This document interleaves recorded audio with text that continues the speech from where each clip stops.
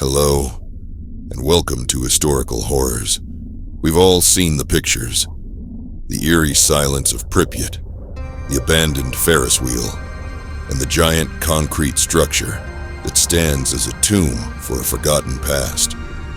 But what if I told you that the story of Chernobyl isn't just about what happened, but about what could have been prevented? Today, we're not just going to talk about an event. We're going to unravel a chain of events, from a seemingly routine day to a moment that changed the world forever. This is the story of the Chernobyl disaster, a cautionary tale of human ambition, flawed design, and the unimaginable power of the unseen.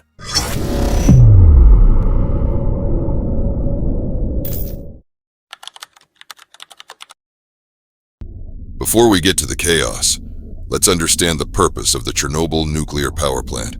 It's a common misconception that this factory was built for making nuclear weapons. In reality, the main mission of the Chernobyl plant was to produce electricity. It was home to a type of reactor known as an RBMK-1000, which was a Soviet design that was cheaper and easier to build than other types. This design, however, had a serious and very dangerous flaw. These reactors used graphite to help the nuclear reaction along, but under certain conditions, a drop in water coolant could cause the reactor's power to surge out of control. It was a ticking time bomb waiting for a catalyst. The date was April 26, 1986. The fourth reactor was scheduled for a routine shutdown for maintenance. The team of engineers saw this as a perfect opportunity to run a test to see if the turbines could still power the plant's essential cooling pumps after the main power was shut off. It was a safety test, designed to prepare for a worst-case scenario. But a series of unfortunate choices were made. First, they decided to bypass some of the automatic safety systems to keep the test from being interrupted. Then, the operators began to lower the reactor's power, but they went too low. A natural process in this type of reactor, where a byproduct called xenon builds up, caused the power to drop even further. In a desperate attempt to bring the power back up, the operators pulled out almost all of the control rods. These rods are what control the nuclear reaction, and taking them out was a very risky move. By 1:23 a.m., they began the test. The turbines were shut off, and as the cooling water flow decreased, the reactor began to heat up. The flawed design of the RBMK reactor now became a major problem. As the water turned to steam, the reactor's power began to skyrocket. The operators realized they were in trouble and hit the emergency shutdown button. But here's where the most chilling twist occurred. A design flaw in the control rods meant that for a few seconds as they went in, they actually increased the reaction instead of stopping it. The power surge was so dramatic and so fast, it broke the reactor itself. The first explosion was a massive steam burst that blew off the 1,000-ton concrete lid of the reactor. This was followed seconds later by a second, even larger explosion. The immediate aftermath was devastating. The two explosions launched a plume of radioactive material high into the atmosphere, which then began to spread across the region. A huge fire ignited in the reactor core, burning for days and releasing even more radioactive particles. The Soviet government initially tried to downplay the incident, but they couldn't hide it for long. Been a nuclear accident in the Soviet Union, and the Soviets have admitted that it happened. The Soviet version is this. One of the atomic reactors at the Chernobyl atomic power plant near the city of Kiev was damaged, and there is speculation in Moscow that people were injured and may have died. The Soviets may have been fairly quick to acknowledge the accident because evidence in the form of mild nuclear radiation had already reached beyond the Soviet borders to Scandinavia. Scientists in Sweden, thousands of kilometers away, detected a huge spike in radiation levels and traced it back to the Soviet Union. The The truth slowly began to emerge.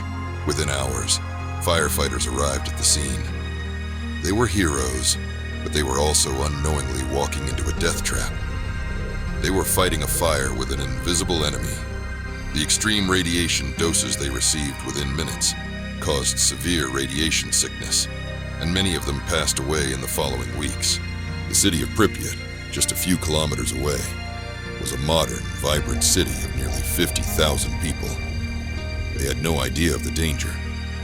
For over 36 hours, life went on as normal, as the radiation level soared. Only then was the order given to evacuate. Атомной электростанции произошла авария. Поврежден один из атомных реакторов. Принимаются меры по ликвидации последствий аварии. Пострадавшим оказывается помощь. Создана правительственная комиссия. People were told to take only what was essential, as they would be returning in a few days. They never did. The surrounding areas became what is now known as the Exclusion Zone, a 30-kilometer circle of abandoned towns and forests. Buildings and personal belongings were left to decay. The area became a ghost town, a chilling testament to the speed and power of the disaster. Deep within the destroyed reactor building, something truly horrifying was found. It was a massive, solidified lump of molten core material, aptly named the elephant's foot because of its wrinkled, craggy appearance. It was a mixture of the melted-down reactor's uranium fuel, graphite, and concrete. When it was first discovered, the radiation levels coming from it were so intense that a brief exposure of just a few minutes would have been a lethal dose.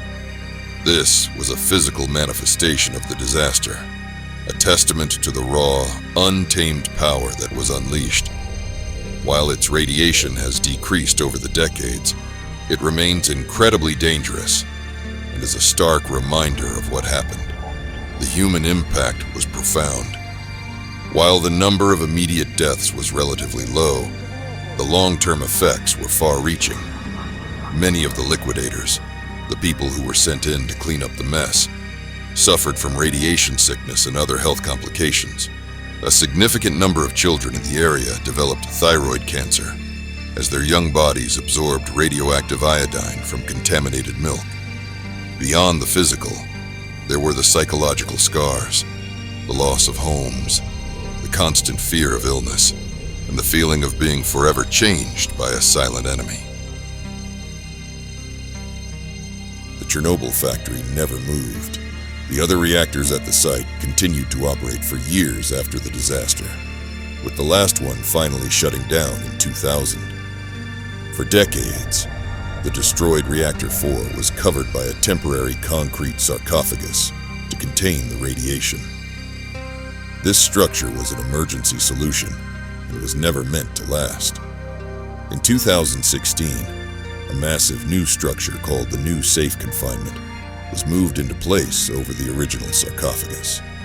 It's a gigantic modern arch that completely encloses the destroyed reactor, designed to be a long-term solution to contain the remaining radiation for at least the next 100 years. Today, the Exclusion Zone is a strange mix of nature reclaiming the land and human commemoration. Wild animals have returned and thrive in the absence of people. It's a unique and unintended nature preserve. On April 26th each year, people around the world observe International Chernobyl Disaster Remembrance Day, a day to honor the victims and to remember the lessons learned from this horrific event. The site stands as a chilling monument, a powerful reminder of the consequences when technology, bureaucracy, and human error collide. Thank you for watching. Don't forget to like, subscribe, and share this story to keep the memory of Chernobyl alive and ensure that we learn from the past to protect the future.